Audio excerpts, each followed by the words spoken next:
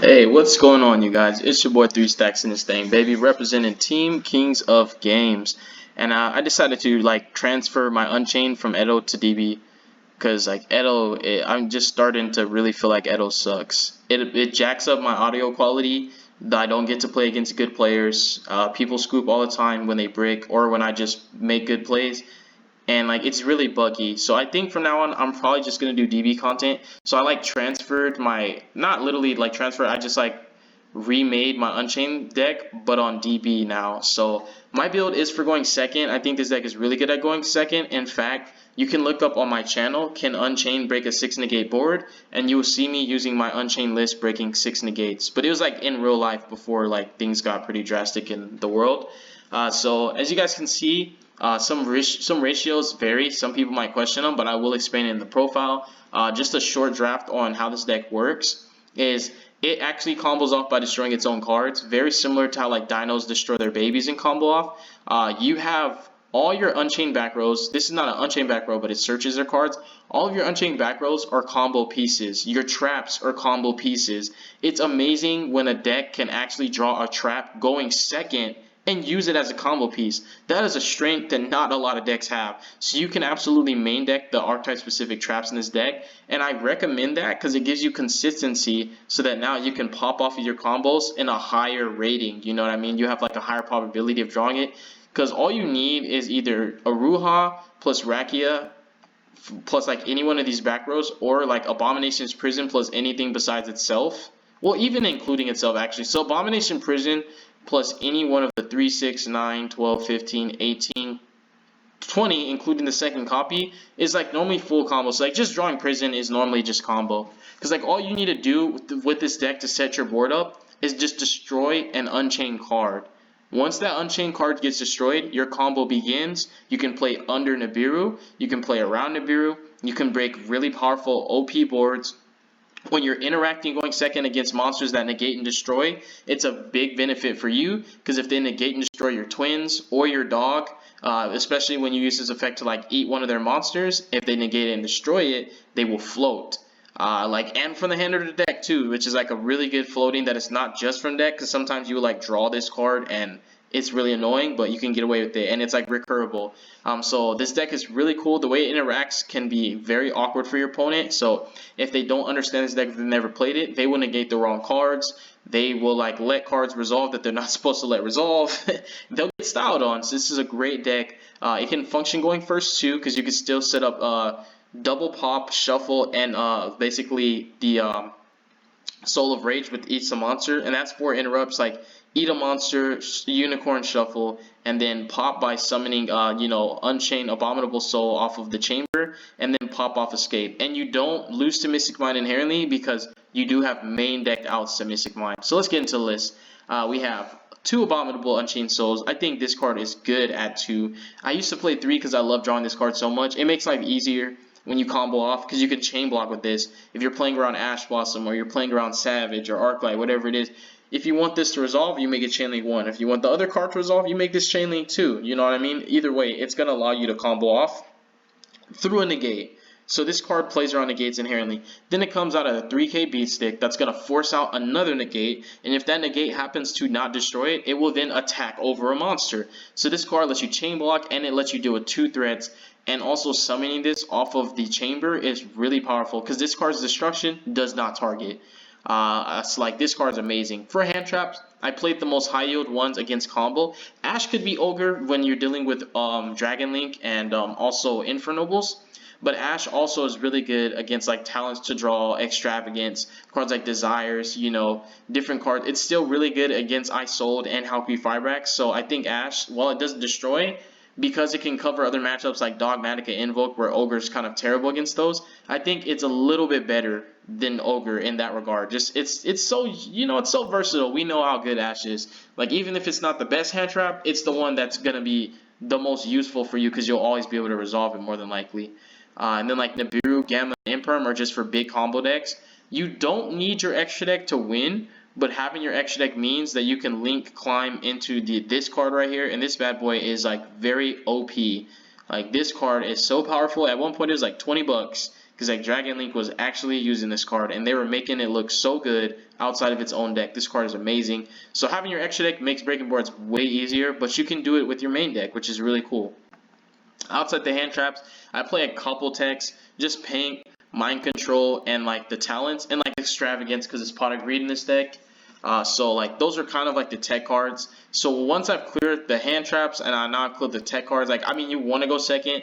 Talents is also like a pseudo call by. It's really good. You bait negates forcibly because like your opponent doesn't have a choice to negate when you're literally popping their card or using it to link summon, and you force them into Talents. So Talents is very consistent with resolving with this deck, and it's also an out to Dragoon, and that's really important because Dragoon can really be devastating for this deck. Like you just once he hits past 3,000 attack, it's really hard.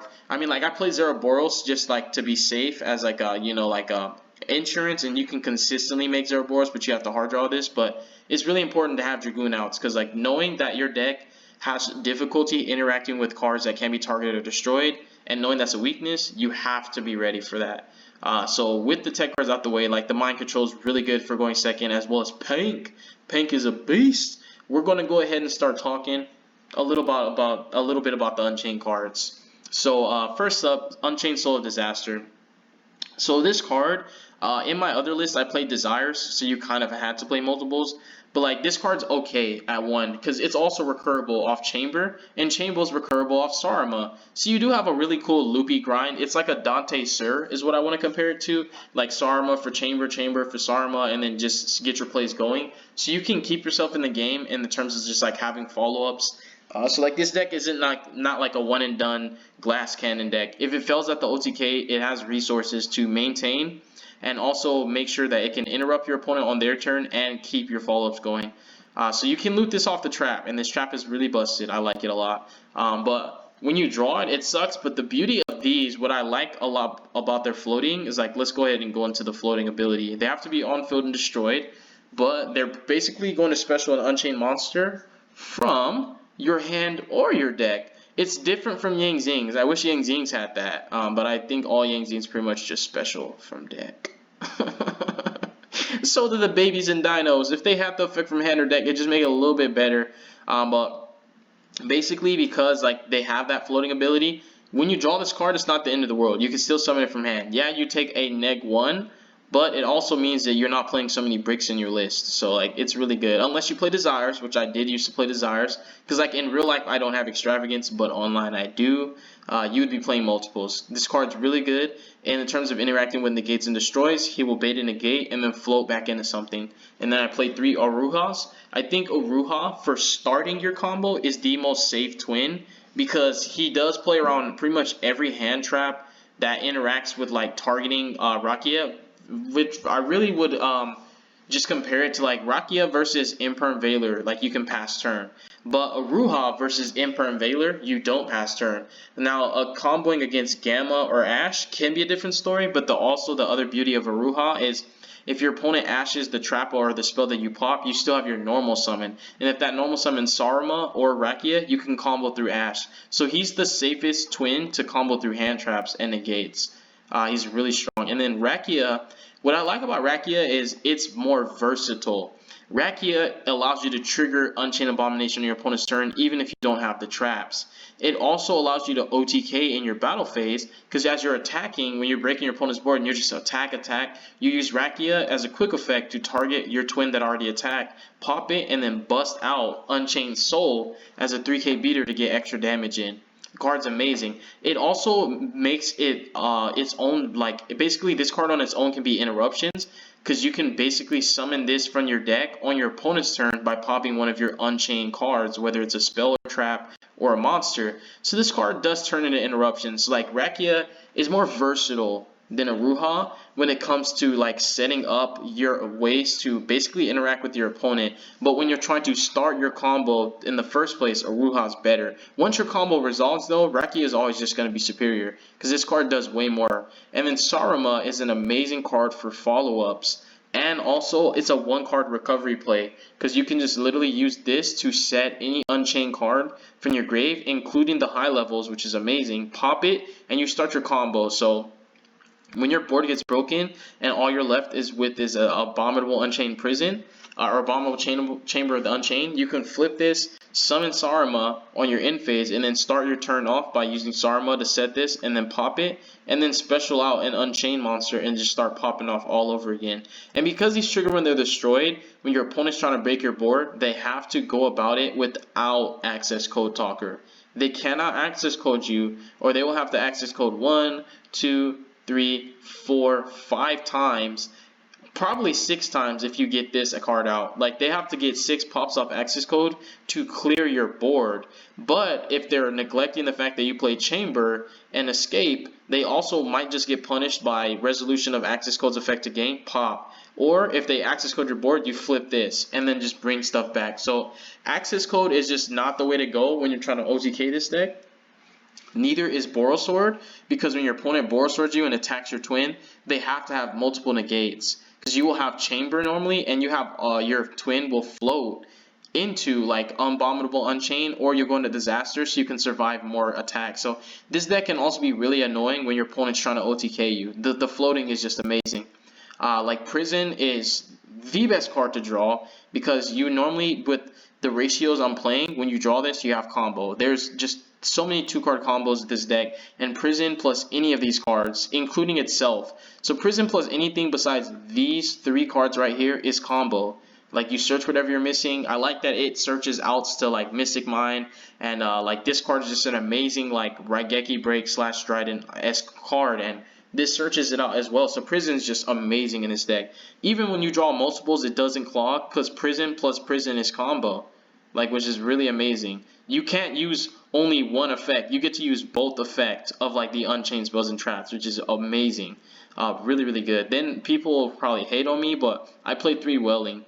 This makes your list more consistent with seeing your Unchained combos, because if you don't see an Unchained spell or trap, you now literally have to special Aruha and pop a twin. If you don't have Aruha and you only have like Rakia and Saruma, but like no back rows, and Saruma only works with the target engrave, so like you have to have like Rakia. Now like you have issues. So like these cards are really important because they have to be drawn to combo off unless you have Aruha plus a twin. And that's more specific than opening any one of these spells or traps plus like Rakia or Aruha or Prison.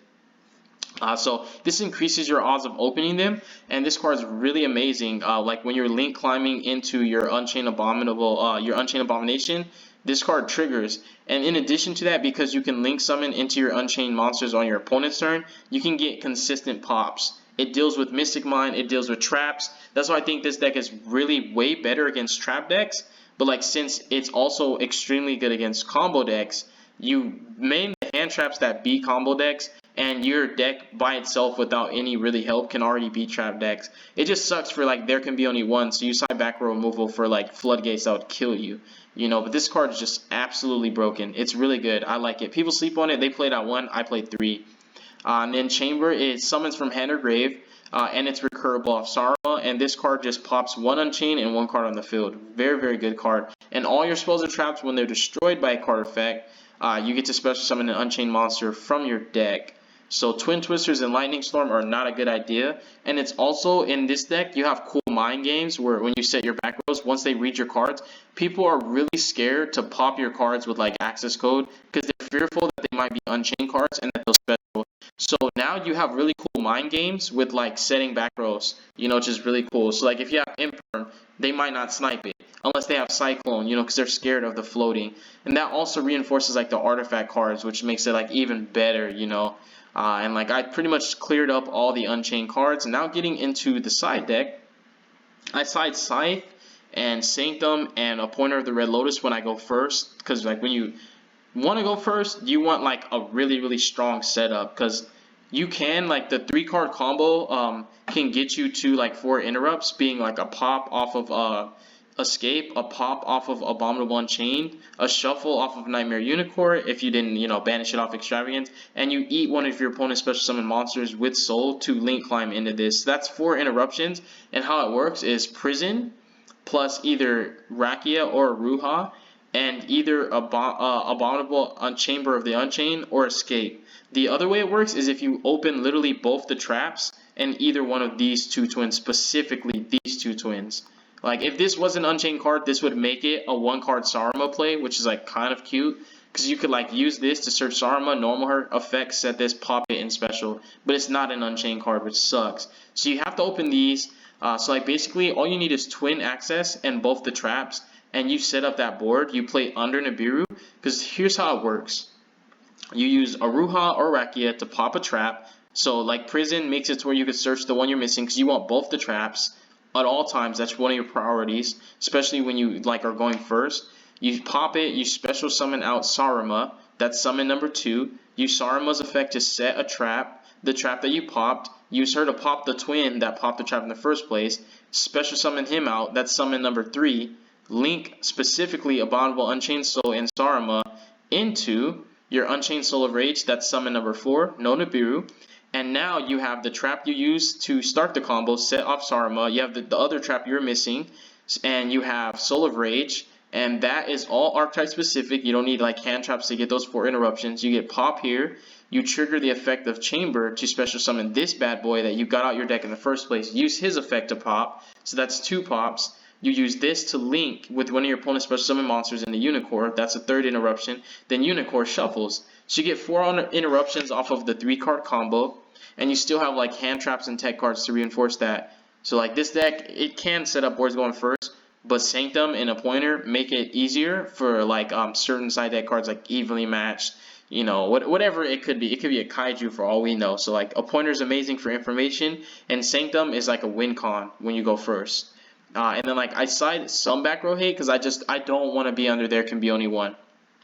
Like, is it the end of the world? Nah, because like you have Prison and Escaped. These 6 cards are out, so there can be only one. But then there's other floodgates, and you don't always get access to these. You can't always search them. So just having a little bit of back row hate is still important. Evenly is good against combo, so it's not really going to count as back row hate necessarily. It's just good against combo. Like Lightning Storm, the Reboot, and the Feather Duster are to push. Like especially against strikers, it's not only going to be about that there can be only one nows. Widow Anchors and Shark Cannons can be very annoying to deal with. So you do use a little bit of back row hate. But I think when you play against trap decks like Altergeist and Subterrors, you don't really need a side deck.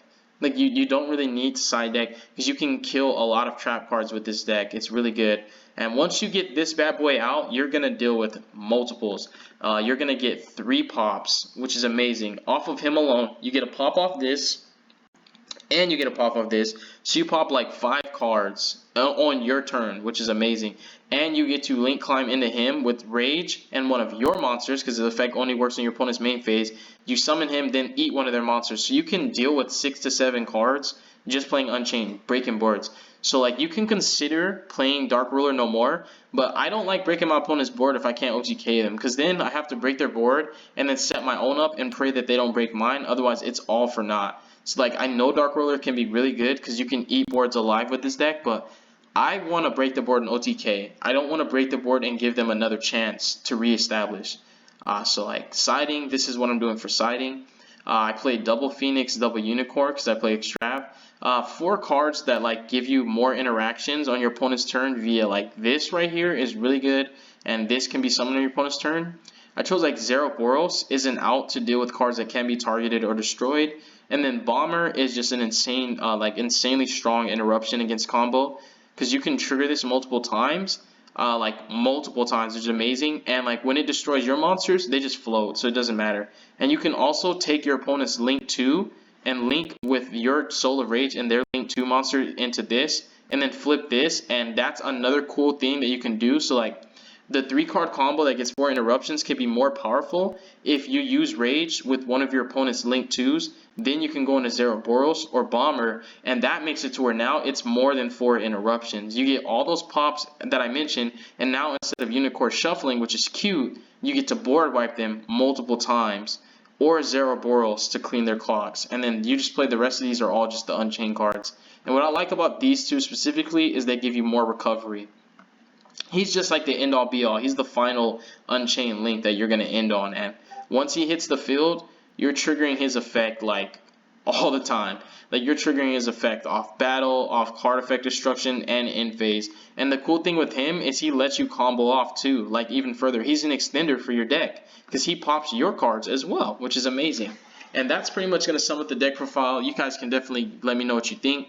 I like this deck. It's really cool. It's really fun. I think it has potential. I think it's one of those sleeper decks, and I'll definitely, if it got any more new support that fixed the problems that it has, it could be a tier 2 deck easily. Like, because it's really that good of a deck. But I'm just going to go ahead and close it out in prayer. Our Father which art in heaven, hallowed be thy name, Lord Jesus Christ. Thy kingdom come, and thy will be done on earth just as it is in heaven. Please give us this day our daily bread, Lord, and please forgive us of our debts as we forgive our debtors. And lead us not to temptation, Father, but deliver us from evil.